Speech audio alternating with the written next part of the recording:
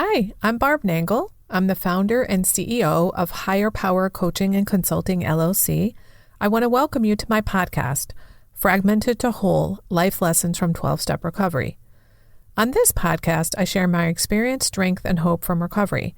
I don't support or endorse any particular 12-step recovery program, and I don't claim to speak for any 12-step fellowship. My hope is that you will find my words helpful in some way, whether you're in recovery or not. This is episode 117, How to Stop Creating the Opposite of What You Want to Get the Life You Do Want. If you're a fan of this podcast and want to support it, please check me out on Patreon. If you're not familiar, Patreon is a platform created by creators for creators that allows them to be supported and rewarded for their work by their fans and followers. You can find me at patreon.com/higherpowercoaching. I'm going to talk today about a concept that I first learned in recovery by doing the 4-step inventory in the traditional AA Big Book way. And that is, we have these God-given instincts that we were born with. They're natural and they're supposed to be there. But what happens for many of us is that they get distorted and out of proportion. When that happens, we act out of our defects of character, or what are also called our defenses of character. The result when we're acting out of our defenses of character is that we go after something, but we end up getting the opposite of what we want. The original example that was given to me when I first heard this was your reputation. Let's say you want to have a good reputation, which who doesn't, right? But in order to enhance your reputation, because you care so much what other people think about you, you lie, you make stuff up, and or you embellish the truth to make yourself look better. Meanwhile, by being dishonest and embellishing, you actually ruin your reputation, or at least you harm it. The very thing you were trying to enhance, you ruin it. You lose your good reputation because you lie and embellish. So let's unpack this. If you stop doing things to get a good reputation and instead build a good reputation, you'll achieve your goal of having a good reputation. So what do I mean by build a good reputation? It means do good things. Be honest and kind. Do what you say you're going to do. Follow through. Don't talk about people behind their backs. In other words, have some integrity. Speaking of this, I want to put a pin in that for a moment and take a little tangent. It's about the topic of caring more about what others think of you than your own opinion of you. I learned well before recovery from a guy who was in AA that was in a spiritual sharing circle of mine that it's none of my business what other people think of me. And I remember when he first said that, I was like, what? I was just aghast at hearing that. I was like, what the fuck does that even mean? And every time I ever thought about it for probably 15 years, I just couldn't wrap my mind around that because I was so focused on what other people thought of me. And then when I got into recovery, I heard a speaker at a workshop say, it's none of my business what other people think of me. What is my business is what I think of me. And I was like, oh, okay. That changed everything for me. And that, my friends, has literally been the key to me being able to set healthy boundaries and change all kinds of other behaviors that I've changed in recovery. I was so focused on what other people thought of me, I lost sight of what I thought of me. And so I ruined my reputation. All right, so back to the topic at hand. I'm going to talk about how we try to get something we want and end up getting the opposite of that. I learned that concept and the example I just gave you. And what I've been observing in the course of my own recovery and what I see from others in recovery and from my clients is that this is something that happens with others and with things other than reputation. So another example that I'm going to use is fear of abandonment. Many of us don't want to be abandoned by other people. And I'm talking primarily about emotional abandonment here now that we're adults. What we do if our primary concern is to not be abandoned by other people is we do things like cling and grasp onto other people, or we do only what they want and need and like, and we push aside all of our own preferences, etc. And what happens as a result of that is we abandon ourselves. And they're not actually there for the literal you, because you don't know who you really are. So they can't know who you really are. You're abandoned in that relationship because you're not really there. And I do have a whole nother podcast on that issue. It's number 109, called Stop Abandoning Yourself So You Can Get Over Your Fear of Abandonment. So I'm not going to go into that in a great level of detail here. But the idea is the very thing we're trying to avoid, abandonment, is the very thing we create. Now, I have another example as well. And I'm going to go through that, and then I'm going to talk about how to stop doing this. So here's the next example. Let's say you want people to like you, or at least think good things of you. And maybe you bend over backwards for these other people. You say yes to things you don't really want to say yes to. You act like you like things that you don't. That is, you're a people pleaser. Some people are going to seem like they like you, but the reality is they don't know the actual you. So they don't like the actual you. They don't think good things of you because they don't know who you really are, because you're faking the funk. People pleasing is dishonest and manipulative. And as I'm saying this, I'm realizing this is essentially the same as a reputation. So maybe I only have 2 examples here rather than 3. But in any case, the pattern holds, which is that we often have a goal of something we don't want, and we end up creating the very thing we don't want. So here's the key to stopping that pattern.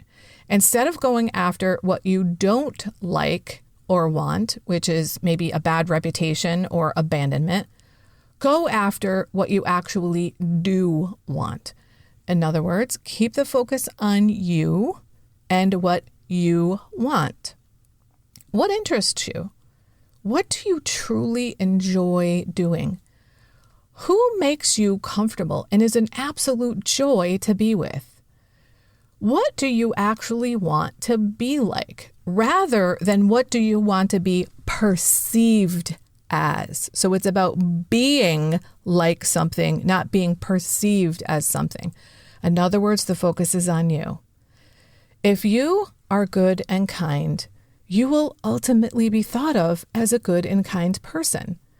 That means you do good and kind things, and you do them because they're good and kind, not because you want to be perceived as good and kind. What will happen if you act in alignment with the ways that you want to be in the world is you'll start to like yourself, to feel better about yourself. And when you like yourself and you feel good about yourself, other people will be much more likely to like you as well. It's a lot of work to be in relationship with somebody who doesn't like themselves. You have to constantly reassure them and shore up their ego. It's draining. But you know who's really enjoyable to be around? People who like themselves. They're not insecure. They're not constantly needing validation from other people. And it's also enjoyable to be around people who tell the truth, because you're clear who they are, you know who you're getting. And I bet you know where I'm going with this, which was not my intention when I started this recording, but here it is. One of the ways that we figure out how we want to live, who we want to be, is to build healthy boundaries. And that's because your boundaries define where you end and others begin. They define the edges or the boundaries of you. In the process of setting boundaries, I learned, oh, wait, I like these things. So I'm going to actually tell people I like these things. For example, I don't really want to get Chinese food. It's okay, but I don't really like it. I'm never going to choose Chinese food. I'd rather get Mexican or Thai or vegetarian. Chinese food is just not my thing. And I had to figure that out for myself first. And when I figured out what I like, I can then articulate that to other people. So this is just one of the many examples in my life where I realized, holy shit, I'm not really that into rock and roll. I like dance music and pop music and indie rock. I like ornate furniture. I don't like plain furniture. I don't like modern style or country style. I like traditional style things. But it was a journey for me to be able to figure out all of those things. And not only do I get to experience and create my own authenticity and have people know who I really am because I know who I really am and I'm sharing who I really am with them, I also get to really enjoy my life because I don't eat cuisine I don't like. I don't go to functions I don't like. I don't watch sports because I don't give a shit about them. I have a home in which I have furniture which is just my style. But it was a process for me to discern what my style is. When I was looking for a couch about 12 years ago, I realized, oh my God, I really like ornate things. And it was almost like this identity crisis for me because I'm a pretty casual person. So I had a hard time reconciling, why does this casual person like really fancy looking shit? And I finally was like, you know what? Fuck it. I love this couch. And here's what happened as a result of me having this fabulous couch in my home. I have raised the bar of what is standard in my home. I still absolutely love the couch, but I don't go walking around going, oh my God, I love this couch. I love this couch. It's just part of the standard operating procedure of my home, which is that I love my stuff and I love my home. I'm not sitting around with piles of clutter in my home with end tables I hate and a coffee table I hate and other furniture that I hate, which is how I lived much of my life.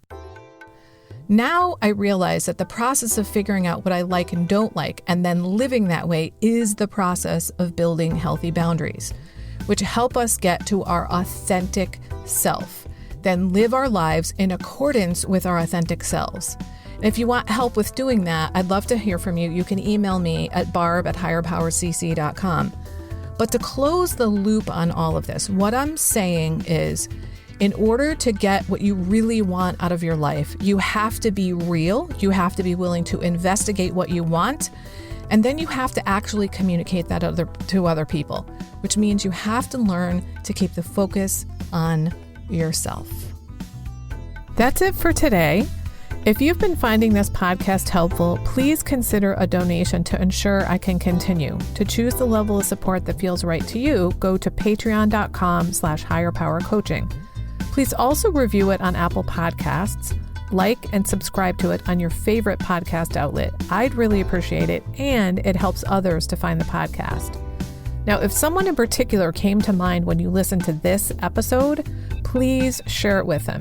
And don't forget, I'm on Instagram at Higher Power Coaching. I run group and private coaching programs on creating healthy boundaries. And if that sounds like something that would interest you, head on over to barbchat.net where you can get on my calendar for a free 30-minute Better Boundaries consultation. My ideal client is someone who is ripe for change. If that's you, then go to barbchat.net and get on my calendar. My goal with all of my work is to help you make lasting changes in your life, like I've made deep, lasting changes in my life. Remember, it's never too late to recover. No one is beyond hope, and healing is possible. Thanks for listening.